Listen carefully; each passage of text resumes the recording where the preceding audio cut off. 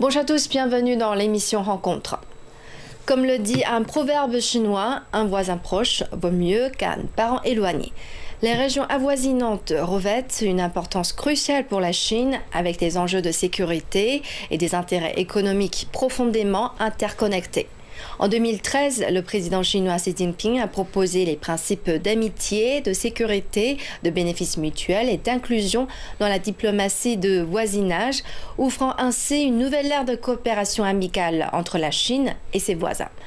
Aujourd'hui, la Chine a atteint un consensus sur la construction d'une communauté de destin avec 17 pays voisins, a signé des accords de coopération dans le cadre de la ceinture et la route avec 25 pays voisins et est devenu le premier partenaire commercial de 18 d'entre eux.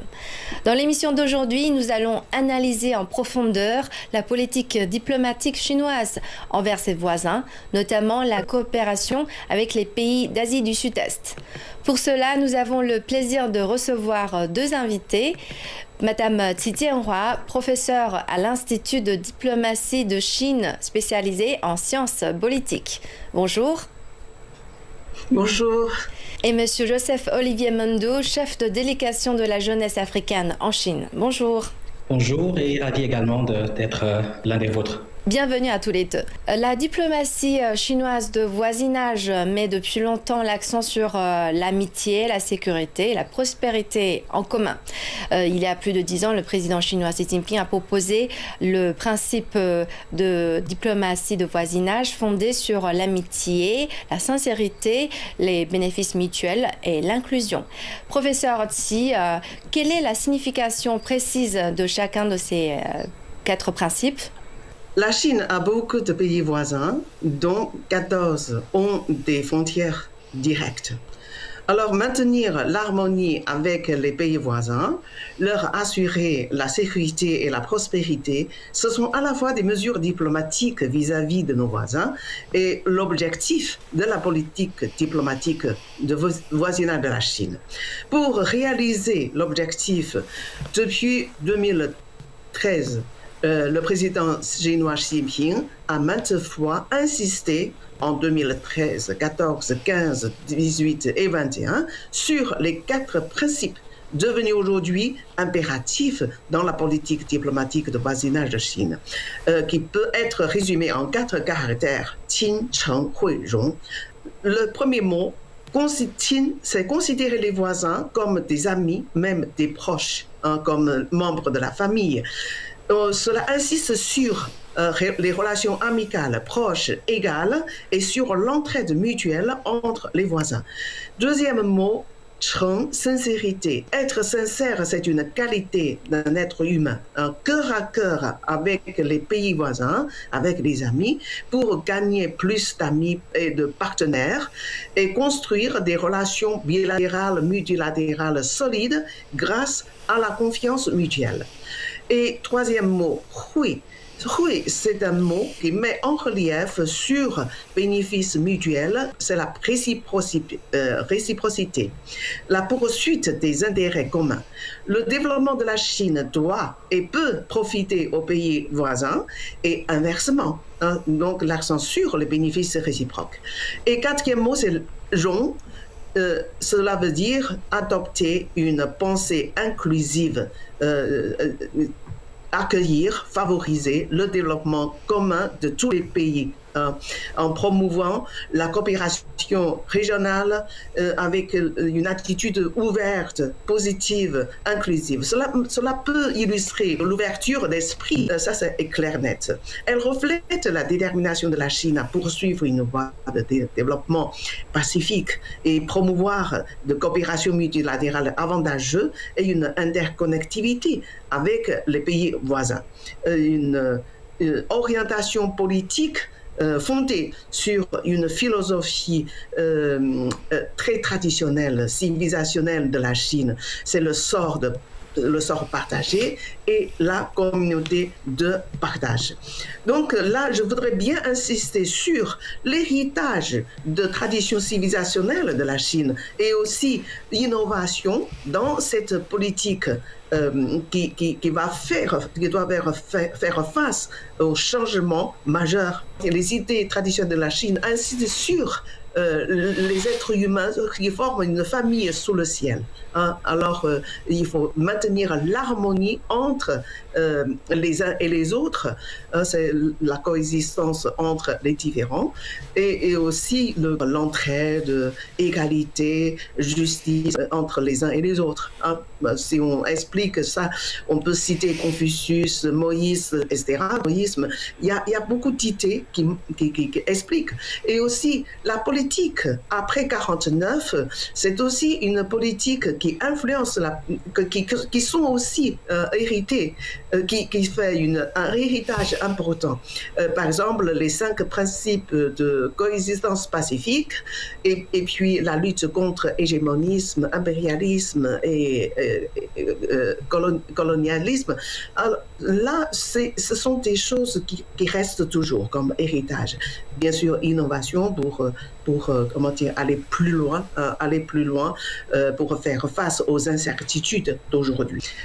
En tout cas, objectif stratégique de la Chine, c'est de construire une communauté de partage, de voisinage, renforcer la coopération à tous azimuts, renforcer les échanges dans tous les domaines, entretenir en commun la paix, la stabilité, construire un foyer économique en commun, un foyer commun, pacifique, prospère, sécurisé, joli, dans une ambiance amicale. Et docteur Mentou, comment comprenez-vous cette diplomatie chinoise de voisinage? Selon vous, en quoi diffère-t-il des approches politiques traditionnelles adoptées par l'Occident? Comme le professeur vient de le dire, la Chine a beaucoup de pays voisins et la diplomatie de voisinage de la Chine est comme un pilier central de la stratégie étrangère qui vise à stabiliser et à renforcer les relations avec les pays limitrophes. Et donc, ça a bien entendu une portée mondiale et une valeur stratégique considérable. Et bon, en termes je veux dire, quand on parle de portée mondiale, si nous regardons de près ces objectifs clés, déjà d'abord la sécurité périphérique parce que la Chine cherche tout de suite à éviter les conflits frontaliers. Voilà, nous avons la gestion des tensions en mer, etc. Mais aussi et surtout une intégration économique. Voilà, nous avons des initiatives comme l'initiative La Ceinture et la Route qui lie les pays voisins à l'économie chinoise. Nous avons entendu parler du couloir Pakistan-Chine. Nous avons aussi parlé de la coopération entre l'Association des nations de l'Asie du Sud-Est et la Chine. Mais je pense aussi que la Chine promeut un modèle commun de communauté de destin partagé qui combine aide au développement. Voilà.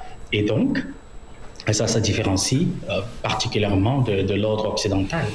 Voilà, et je pense que je veux aussi mentionner quelques points en termes de différence. Voilà, si la diplomatie de voisinage chinoise se différencie de celle occidentale, je pense que c'est d'abord d'un point de vue philosophique parce que la Chine met un accent très, très, très pointilleux sur la non-intervention et le respect de la souveraineté. Ça, il faut être clair là-dessus. Mais contrairement à l'approche occidentale ce qui se rapproche de l'ingérence normative, voilà, à travers la démocratie, à travers les droits de l'homme, etc. Mais la Chine est aussi un point phare sur l'outil économique. Voilà, nous avons les investissements sans condition, à l'initiative La Ceinture et la Route, les prêts concessionnels, tandis que la perspective occidentale met l'accent sur l'aide liée aux réformes, comme le Fonds monétaire international, la Banque mondiale, etc. Mais je voudrais aussi mentionner la gestion des conflits, parce que c'est très important. Quand on regarde la manière d'agir de la Chine, on parle d'une médiation par le dialogue. Mais quand on voit ce qui se passe en Occident, c'est quoi? C'est les sanctions, c'est les interventions. Voilà, nous avons eu l'exemple du Moyen-Orient. Donc, pour faire plus simple, la diplomatie de voisinage chinoise est fondée sur l'économie, sur la stabilité, sur le dialogue, alors que voilà, les perspectives occidentales privilégient une approche normative et sécuritaire. Voilà. D'après vous, quel rôle jouent les pays d'Asie du Sud-Est dans la diplomatie chinoise, professeur Chi? En Asie du Sud-Est, nous avons 11 pays voisins. Donc les pays de l'Asie du Sud-Est, par leur proximité géographique avec la Chine, jouent un rôle multidimensionnel et stratégique dans la politique étrangère chinoise. Il constitue à la fois une priorité diplomatique et aussi un partenaire central de coopération régionale et un levier essentiel pour la stabilité et la gouvernance mondiale. Sur le rôle politique, on peut parler de le rôle géopolitique. Les pays voisinants, ils revêtent une importance cruciale pour la Chine, avec des enjeux de sécurité et des intérêts économiques profondément interconnectés. Concernant le rôle géoéconomique, en réalité, cette région, c'est un partenaire central de coopération économique avec la Chine. Il s'agit d'un pivot commercial et d'investissement. L'ASEAN est le premier partenaire commercial de la Chine depuis 4 ans et avec un volume d'échanges de 4,4 billions de yuan en 2023. On a des projets phares de l'initiative Ceinture et Route. Par exemple, TGV, Qatar Bandung et des pactes industriels sino-malaisiens, etc. Et aussi, à part ça, il y a aussi l'intégration des chaînes de valeur, transfert des industries manufacturées, et puis électronique, textile, vers l'Asie du Sud-Est. Et cela crée un modèle RD en Chine et production en ASEAN. L'accord est mis en œuvre déjà, RCEP, qui renforce l'intégration des chaînes de valeur Asie de l'Est et aussi Asie du Sud-Est. En tout cas, c'est une plateforme clé et aussi de gouvernance multilatérale. La Chine, en tout cas, défend la voie haïtienne et le mécanisme régional dirigé par ASEAN. Dans un temps de mutation majeure jamais vu depuis un siècle, où dominent les incertitudes, alors les certitudes ou bien la certitude des pays asiatiques constituent des forces majeures dans ce monde, dans les relations internationales. Le phénomène pour réaliser la communauté de partage au niveau mondial, la première construction est en Asie, surtout en Asie du Sud-Est asiatique. Donc la Chine, sous la direction de la diplomatie des chefs d'État, persistera dans ses principes de bon voisinage, de sécurité en commun et de prospérité partagée, ainsi que dans la concept de sincérité, bienveillance, bénéfice mutuel, inclusive, etc., pour œuvrer pour une communauté de destin partagé. Elle approfondira la coopération globale avec les pays voisins et renforcera les échanges dans tous les domaines et maintiendra conjointement la paix et la stabilité afin de construire ensemble une maison commune, pacifique, sécurisée, prospère, belle et amicale entre eux. Et docteur Mendou, quel est votre point de vue? Eh bien, le professeur Thi vient de le mentionner, elle a mentionné pas mal de points. Je dirais que les pays d'Asie du Sud-Est occupent une place centrale dans la diplomatie chinoise et c'est la raison pour laquelle le président Xi effectue une visite d'État dans ces pays. Parce que dites-vous bien que la politique chinoise est celle qui regroupe les pays en voie de développement et celle qui regroupe les pays du Sud. Et donc, pour moi, je pense que les pays d'Asie du Sud-Est servent à la fois, je dirais, d'une zone de tampon stratégique ou alors d'une zone économique stratégique.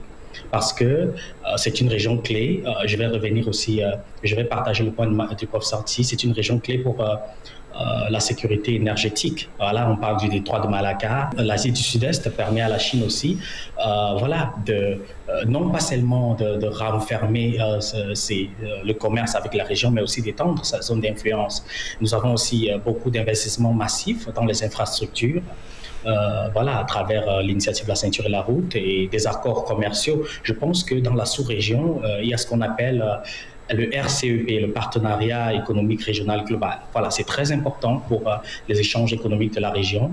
Et donc, la Chine y promeut aussi un récit de voisinage pacifique. Comme je l'ai mentionné, la Chine met en avant le dialogue, la Chine met en avant l'économie, la communication, les relations économiques. Voilà, la Chine met en avant la communauté de destin pour l'humanité. Et donc, nous faisons face maintenant à des troubles liés à la politique fiscale, à la politique tarifaire américaine. Et je pense qu'il est très important de consolider les rapports avec les voisins immédiats parce que les relations avec ce voisinage auront un impact sur le développement futur de la Chine. Voilà. Et par rapport à la stratégie chinoise à l'égard de l'Afrique, pour vous, quelles sont les différences ? La stratégie de la Chine envers l'Asie du Sud-Est et la stratégie de la Chine envers l'Afrique sont similaires, mais je pense que, il y a des différences, mais qui peuvent être complémentaires. Parce que en Asie du Sud-Est, par exemple, la Chine mise sur une approche économique intégratrice parce que j'ai parlé d'infrastructures à travers l'initiative de La Ceinture et la Route, j'ai parlé aussi du RCEP, mais aussi la Chine a une diplomatie d'apaisement en Asie du Sud-Est. Dialogue sur la mer de Chine méridionale, tout en exploitant le potentiel aussi de l'Association des Nations de l'Asie du Sud-Est. Mais en Afrique, la Chine combine investissement massif, c'est-à-dire en termes de ports, en termes de mines, en termes de routes, mais aussi neutralité politique affichée, très important en Afrique. Parce que la Chine met un accent très clé sur la non-ingérence dans les affaires intérieures. Et cela séduit beaucoup de pays africains, parce que la Chine aussi octroie des prêts sans conditionnalité démocratique. Je voudrais aussi mentionner ici les principes, ce qui rejoint les relations Chine, Asie du Sud-Est et Chine-Afrique, c'est quoi? C'est ces principes. Les principes chinois de gagnant-gagnant, les principes chinois de souveraineté non négociable, les principes chinois de développement mutuel. Et c'est ça qui pourrait en quelque sorte renforcer la coopération sud-sud avec l'Afrique et en Asie du Sud-Est en offrant une alternative crédible au modèle occidental, perçu comme paternaliste, parce qu'en Afrique, le modèle occidental est perçu comme paternaliste. Donc la Chine promeut une connectivité sud-sud, où nous avons beaucoup de couloirs Afrique-Asie, Pakistan, Kenya, et une multitude aussi de multilatéralisme décentralisé. Nous avons tous entendu parler de SCO, Organisation de Shanghai pour la coopération. Nous avons aussi entendu parler du Forum de coopération Chine-Afrique. Et c'est ça qui permet aux pays du Sud de négocier collectivement face au Nord. Donc L'Asie du Sud-Est est une région clé pour la mise en œuvre de l'initiative La Ceinture et la Route. Professeur Chi, quels sont les résultats que la Chine a obtenus dans cette région grâce à cette initiative ? Alors, les résultats se sont réalisés dans plusieurs domaines. Je cite quelques-uns. D'abord, l'interconnectivité des infrastructures. Et deuxièmement, c'est la croissance économique et commerciale. Troisième, c'est la coopération industrielle et emploi. Quatrième, énergie et développement central. Ce sont l'essentiel. Si je vais expliquer un peu pour le premier, connectivité des infrastructures, il y a une modernisation significative des réseaux ferroviaires, portuaires, routières en Asie du Sud-Est, qui facilite la logistique transfrontalière et aussi concernant l'intégration terrestre et maritime renforcée, On peut citer le chemin de fer de Chine-Laos qui relie les réseaux ferroviaires pan-asiatiques.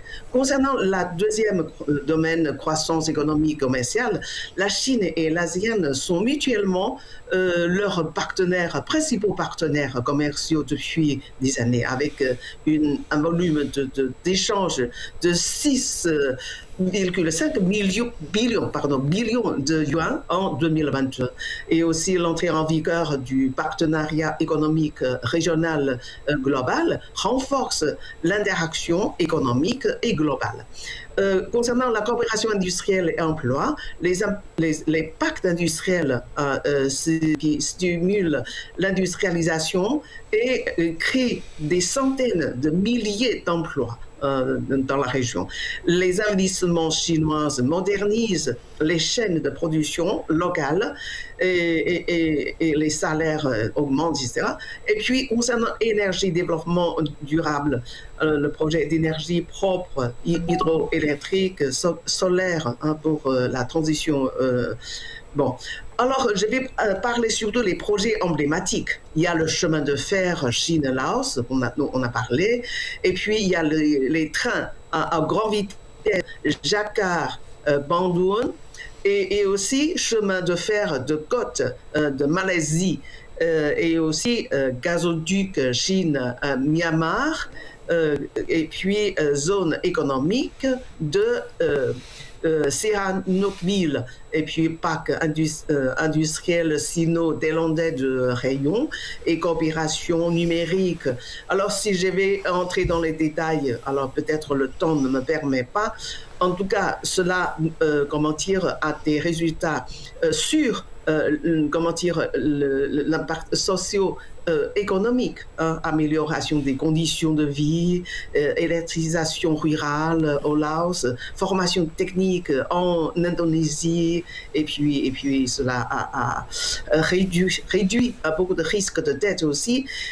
En conclusion, l'initiative de ceinture et route a ancré la Chine dans le développement de l'Asie du Sud-Est avec un accent futur sur l'énergie verte et puis numérique et des normes durables. Bien sûr, il y a les défis, toujours, c'est surtout l'équilibre du développement entre rentabilité, impact environnemental et puis équilibre des développements parmi les différents pays. Bon. Je ne vais pas trop entrer dans les détails parce qu'il y a tant de chiffres, tant de choses qui concrétisent, n'est-ce pas, les résultats de la coopération.